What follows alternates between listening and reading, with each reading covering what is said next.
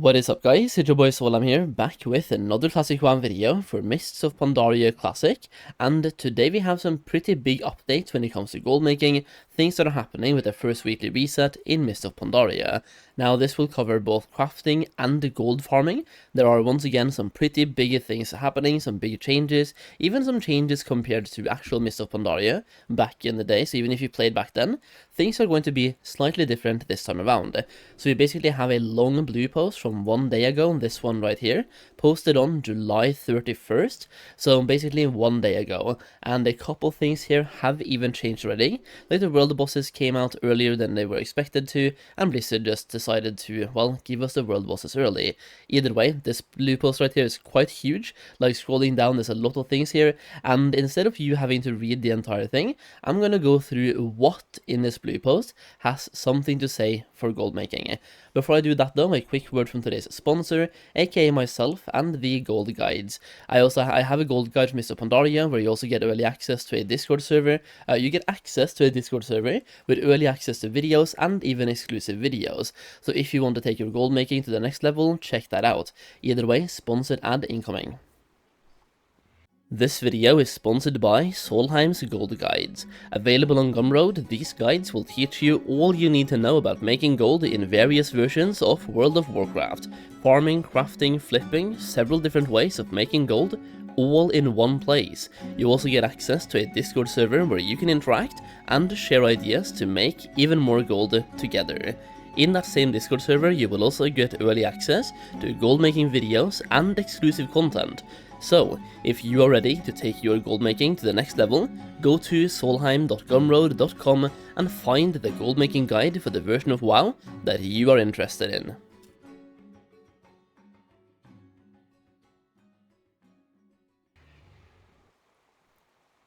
Now let's take a look at the blue post and see what exactly has something to do for gold making here, because there's once again quite a few things. Number one that I'm gonna go through is not really a big change. It's the grand commendations that are available now. Basically they came out when the world bosses came out and when the raids came out. So when this video is out, those commendations have been here for about 18 hours now, which means if you are revered on a character, you can now double your rep gains on every character, including that one. So you can go to Exalted much faster, and your alts can go to Honored way faster as well. This will be super important for tailoring alt. If you have tailoring on a character and you are making Imperial Silk right now, you want to get to level 90 to turn Imperial Silk into something valuable and tradable. You could buy BOE patterns from the auction house, but also you could get to level 90, get honored with the Golden Lotus, and start making both BOEs and spell threads. Other than that, we have to go down quite far when it comes to what to do here. Well, number one is cooking. All Pandaria recipes that created 5 items per craft can now create 10, including banquets and the highest tier of stat food, which means the prices of food will likely go down if anyone has pre-made any, because now you're getting twice as much. And then we have arguably the biggest change that I've seen pretty much ever. So, coming soon, ancient Ghoul-like caches will drop scrolls of wisdom, dual crafting patterns, imperial cloth, relics of the Thunder King, or relics of the Ghoul-like with a weekly reset after the first week of raiding.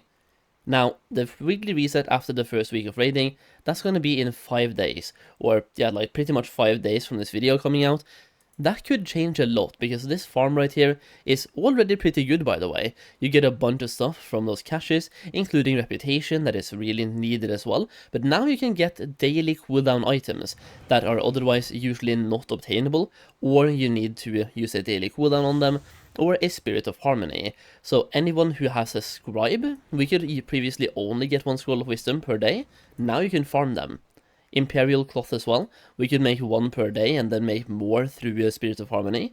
Now we can farm them, but that being said, you need to have the keys, and the Ghoul-like keys they're kind of rare to get. I think if you have a solid farm, you can expect to get between 5 and 10 per hour, but then you also have to find the caches. So first, number 1, you're farming the keys, and number 2, you are then farming the caches. It can be quite tedious, but I think with these drops, it will definitely be a very solid farm that I'm gonna cover next week, and take a look at the gold per hour, and also what to do to increase the gold as well. What's going to be best? We never know, right? Do you want to have inscription plus tailoring on a character now, and that's going to be a good farming character? I mean, if you do, you can get Scrolls of Wisdom and Imperial Cloth when farming, and you also get more cloth while farming, because tailoring.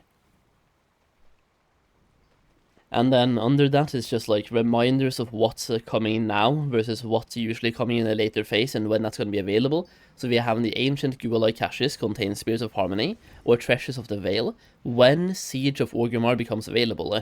That's going to be the last phase.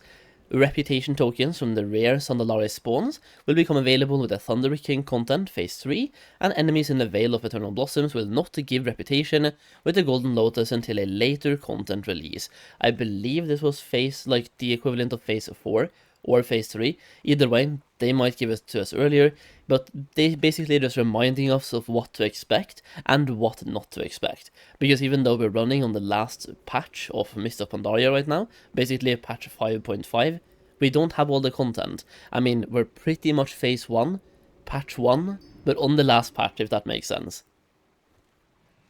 But yeah, being able to farm out daily cooldown items, literally farm them out, and getting those from ancient Gua-like caches, that's gonna be insane. And I don't think this is how it works back in actual Pandaria. Feel free to correct me if I'm wrong here, but I don't think they were dropping back then.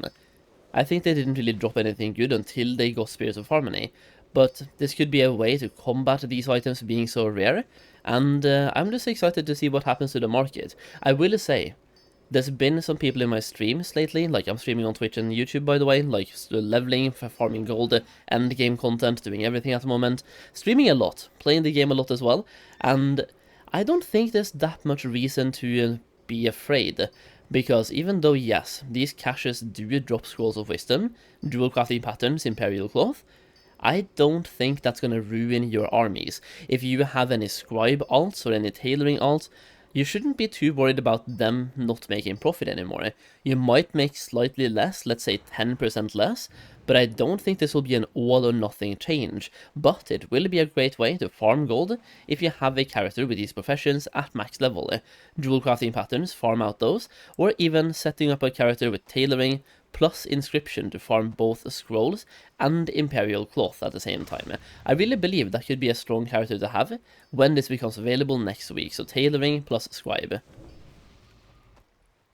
So I just wanted to say that if you have any Gua-like cache keys sitting in your bags right now, you might be better off saving them until next week